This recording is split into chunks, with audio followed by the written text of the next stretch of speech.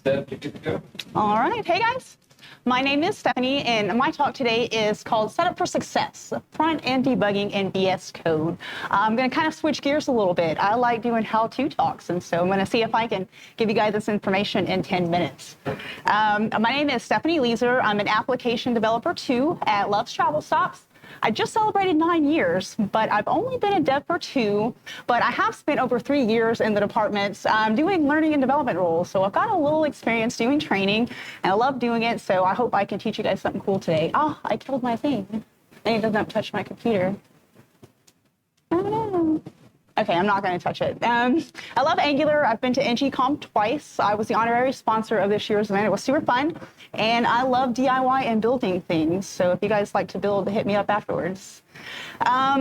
It's super easy going through this. We basically have 2 basic steps. We got to set up your browser, and you set up your debugger. And then I'll show you how to get it all kicked off and a couple of errors that you might run into during the process.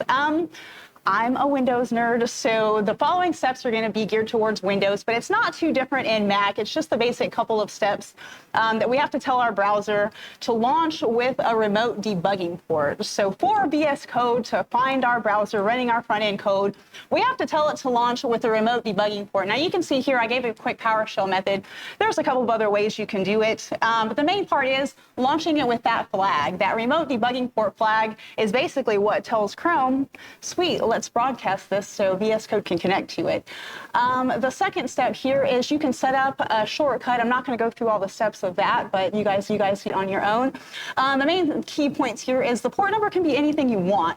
Just make sure to avoid any well-known ports, and if you have any concerns, you can go ahead and run netstat, and that'll let you know what current ports are in use, so you can just make sure to avoid those, and then have fun. I picked 8282 because that's one of my favorite numbers, so there you go. So once you get Chrome set up to run with a debugging port, that's basically it for the browser. You can go on and start to set up the debugger next. Now, I'm doing this for VS Code, and if you've never set up the debugger, you see where it has a little convenient box in the middle to customize, run and debug, create a launch.json file. So just click the button, and it basically does all the hard work for you. Once you click that button, it's going to prompt you to ask what setup we're doing. These instructions are for Chrome, so we go ahead and select Chrome on that step. And what it'll do, we'll go ahead and create this launch.json file for us, and you can basically see it's basically just an array with a JSON object in the middle. We're going to make a couple of changes to it because the default configuration doesn't really meet my needs for how I like to debug.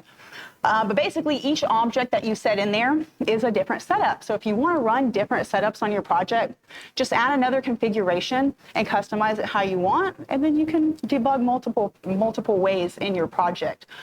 This next line is going to be the biggest data-intensive slide, but we'll go through it really quick. Basically, I'm going to walk you through the keys that we're going to change here in this object.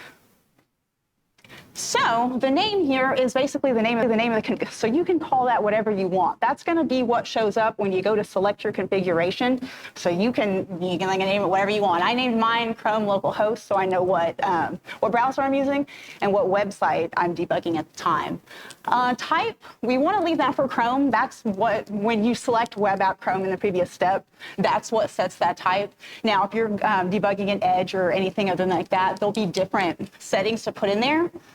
For request, this is how the debugger will start. Basically, we're going to change that from launch to attach. Launch will make it kick off a new browser, but we don't want to do that. We already launched our Chrome with remote debugging, so that's why I changed this one to attach. So we wanted to find what's already running and just grab it. The next one is URL filter. I basically changed this one from URL to URL filter because it makes it easier to find your web application. If you just leave it as URL and you're running on localhost/feature1, it's not going to find it. If you leave it as URL filter, it leaves a kind of wildcard space if you put the asterisk at the end, so you can debug on features as you go. So if maybe you're working on feature 1 and then you want to switch over and go to feature 2, well, you don't have to change any of your settings as long as your main application starts with localhost. Doesn't matter if you're on feature 1, feature 5, or localhost/settings or whatever, it'll pick up and attach to your application. Port, The port number is basically what we picked in the last setup. So just make sure whatever you told Chrome in that last setup, that you give it that number here. That way they're in sync, it knows what port to look for in Chrome, and it'll connect to it. The last one is called WebRoot. Now this is basically like the folder of where your front-end project is, because if you're running different projects and maybe your front-end code is nested like 5 folders down, then you're going to want to put the folder's name on it. But if your front-end code is just at the root of your project, you don't have to change that file at all.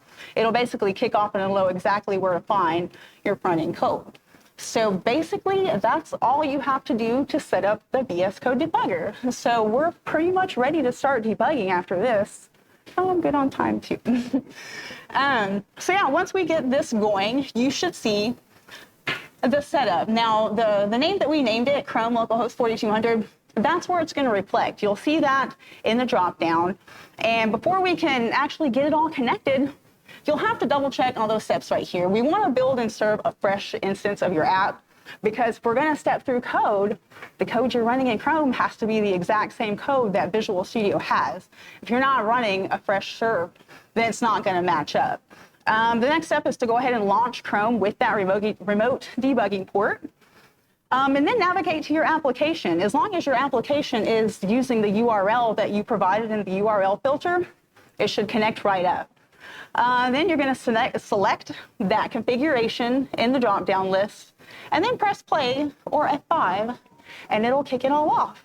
So as long as we saved everything and didn't make any typos, you should see this. This is the successful debugger connection. It'll have like your common controls for stepping through the code, like pause, step over, step in, step out. And then you'll have that refresh up, or that refresh, and that'll basically kick off your application from the beginning again. And the last one is the power cable. That will completely disconnect the debugger. So if you're writing code and you want to make a change or something and you want to refresh, you can disconnect the debugger. That way it won't click all through your breakpoints and you don't have to unset all your breakpoints again. So if all of that goes well, you can set a breakpoint, trigger it. So this is the debugger in action. You can see I just did something simple. When my application loads on init, it sets some content. So basically, I put the debugger at this step where it's checking my content.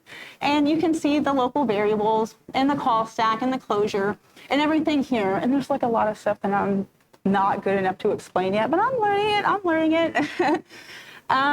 So yeah, and that's basically all you have to do to get it going. Now, don't get me wrong, we all run into issues when we get it started. And so there's 2 of the main ones that you might run into as you go. Can't connect to the target. So once you press play, Visual Studio will look for your code and try to connect to it, but it'll give you this error saying it can't connect. A couple of things can cause that. Make sure your app is running. A lot of times I'll forget and I'll close out too many browsers when I'm just cleaning up my window spaces, and I'll go to press play or connect and it can't find it. Oh shoot, I already closed my window. And secondly, make sure that debugging port number that you provided matches in the setup, and then make sure you save your changes, because if those numbers are out of line at all, it will not find the application and it won't be able to connect. Then you might be able to find an issue where your breakpoints aren't touching, or they're not bounding. A couple things could cause this. The main one for me was that your WebRoot configuration was pointing to the wrong location. Remember how I said as long as your root folder is at the root of your project, it'll find it. But the one I was trying to debug, my front-end code was nested like 3 folders down, and for the life to figure it out. But yes, where that WebRoot folder needs to match exactly where your front-end code is, or Visual Studio doesn't know which code it's trying to match up to your browser.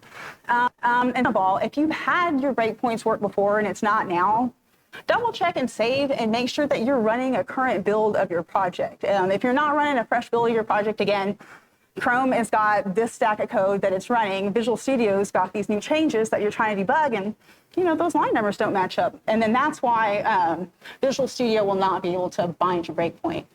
But other than that, if you can get through those simple errors, then we should be good. And then, yay, I made it with 27 seconds to go. So thank you guys. My name is Stephanie, and this is how you guys can reach me and my social medias, and say hi on Slack sometime. I'm always out. Thank you.